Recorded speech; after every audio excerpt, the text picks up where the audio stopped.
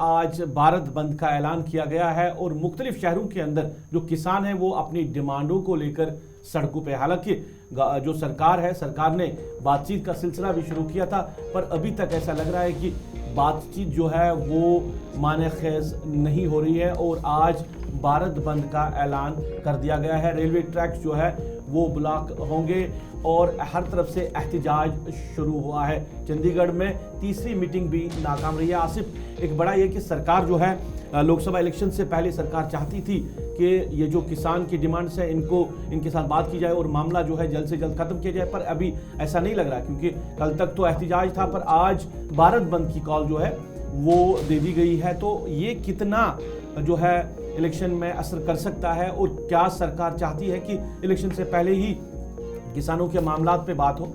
देखिए, दो चार चीजें हैं। एक तो जो बार बार मीटिंग्स भी हो रही, चूंकि एक दरवाजा खुला रखा गया था गवर्नमेंट की तरफ से, मगर कोई बात बनती हुई नजर अभी तक नहीं आई है। कम से कम तीसरी मीटिंग चंडीगढ़ में थी सख्त सिक्योरिटी के बीच, पहले 5 बजे, फिर थोड़ा सा डिले प्रोसेस हमने देखा 7 बजे के आसपास, लेकिन बातचीत जो है वो कामयाब नजर नहीं आई।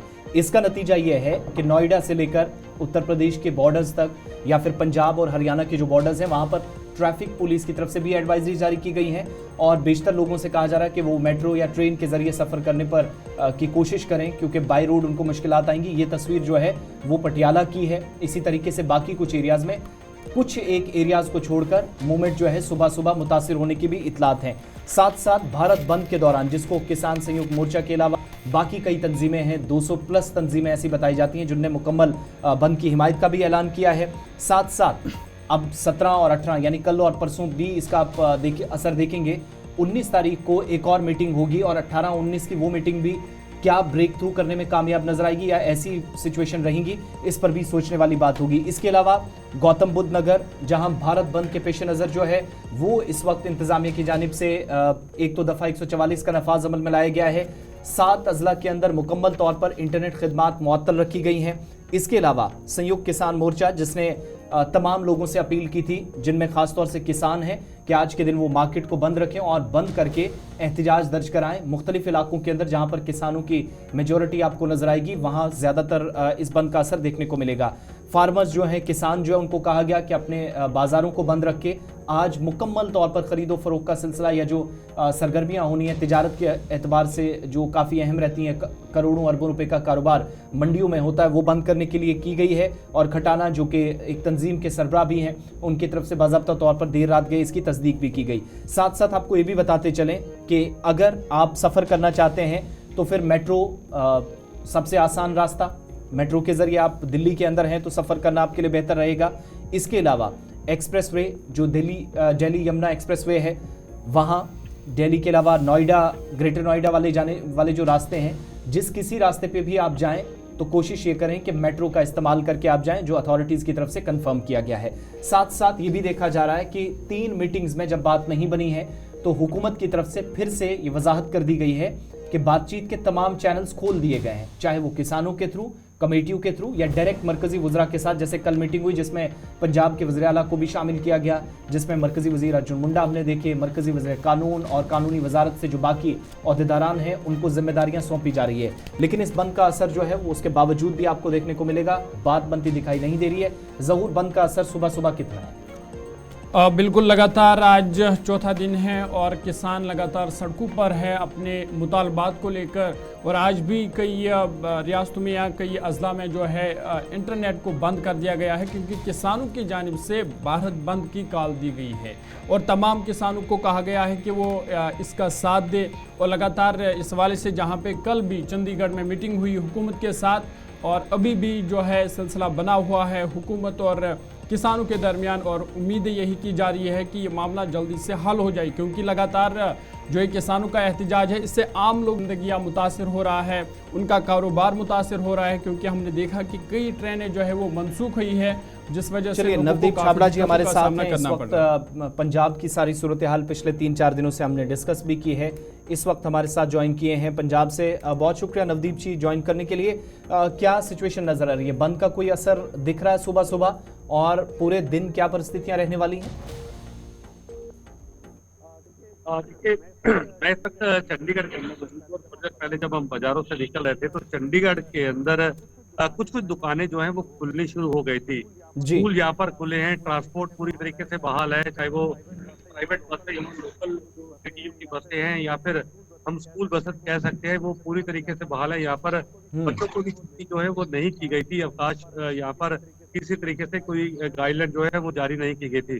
तो चंडीगढ़ की जहाँ तक बात है तो चंडीगढ़ हालांकि 10 बजे के आसपास आमतौर पर बाजार खुलते हैं, लेकिन अभी जो माहौल है वो जितनी दुकानें सुबह की जो जरूरी कन्फेक्शनरी की दुकानें हैं या मेडिकल की दुकानें हैं वो धीरे धीरे खुलना शुरू हो गई थी। और हम कह सकते हैं कि चंडीगढ़ के अंदर सुबह के वक्त जो है बंद का इतनी कॉल जी। जो है वो उसका असर जो है वो देखने को नहीं मिल रहा। उसके बाद जहाँ पर पंजाब की बात करें तो पंजाब के अंदर आज अलग अलग संगठनों की तरफ से बंद की कॉल की गई और इसमें कई श्रमिक संगठन भी जुड़ गए हैं, कई कर्मचारी संगठन जो है वो भी इसके साथ आ गए। खासतौर पर जो पंजाब रोडवेज के मुलाजिम है, चाहे वो पनबस के हों या पीआरटीसी के हों, उन्होंने कल ही हड़ताल करने का ऐलान कर दिया था। और देर शाम को जो निजी बस यानी कि निजी बस संचालक है उन्होंने भी ऐलान कर दिया कि वो भी किसानों के साथ है। यानी कि आज पंजाब के अंदर कहीं ना कहीं चाहे वो ट्रक हों चाहे वो बसें हों, उनका पूरी तरीके से चक्का जाम जो है वो रहने वाला है और उसका असर कहीं ना कहीं दिख भी रहा है। नवदीप जी, सबसे बड़ी बात जो हम बात करें कि जो देर रास्ते रात खोले को गए थे बातचीत के, कल भी जो चंडीगढ़ के अंदर मीटिंग हुई है, क्या वजह हुई कि मीटिंग जो है वो कामयाब नहीं रही? उसके बाद फैसला लिया गया है भारत बंद का। जो डिमांड जो किसानों की है, क्या सरकार वो मानने के लिए तैयार है या कई एक मामले को लेकर पेच फंसा हुआ है? देखिए, किसानों की कुल 12 बड़ी मांगे हैं जो केंद्र सरकार के साथ जिनको लेकर वार्ता जारी, उसमें कम से कम कह सकते हैं 6 से 7 मांगों पर सहमति पहले ही बन गई थी। लेकिन 3 बड़े मुद्दे जो किसानों और केंद्र की है उसको लेकर अभी भी कहीं ना कहीं रार बना हुआ है। पहला मुद्दा अगर मैं बात करूं तो वो है कि जो 23 फसलों पर केंद्र सरकार हर साल एमएसपी जारी करता है उसको किसान ये डिमांड कर रहे हैं कि उसको कानूनी रूप दिया जाए, क्योंकि लोकसभा राज्यसभा के अंदर आप बिल लेकर लाइए और एमएसपी को कानूनी शक्ल दीजिए, जो इतनी जल्दी पॉसिबल नहीं है या फिर पॉसिबल नहीं है। दूसरा किसान कहते हैं जो स्वामीनाथन की रिपोर्ट है उसका मतलब T2 का फार्मूला कि जो फसलों के ऊपर लागत आती है उसका जो मूल्य है फसलों का उससे दुगना दिया जाए। यानी कि अगर एक पर लागत 5,000 है तो उसका कम से कम मूल्य जो है वो 10,000 रुपए प्रति एकड़ या उस हिसाब से होना चाहिए। तीसरा जो सबसे बड़ी किसानों की मांग है कि जितने सरकारी और प्राइवेट बैंकों के जो कर्ज हैं वो पूरे तरीके से होने चाहिए, यानी कि उसका माफी होनी चाहिए। तो ये बहुत बड़े मुद्दे हैं 3 जिस पर अभी भी लगातार रार फंसी। हालांकि बातचीत आगे जरूर बढ़ी है और यही कारण है कि एक बार फिर रविवार का समय दोबारा फिर से मीटिंग जो है केंद्र और किसानों के बीच होगी।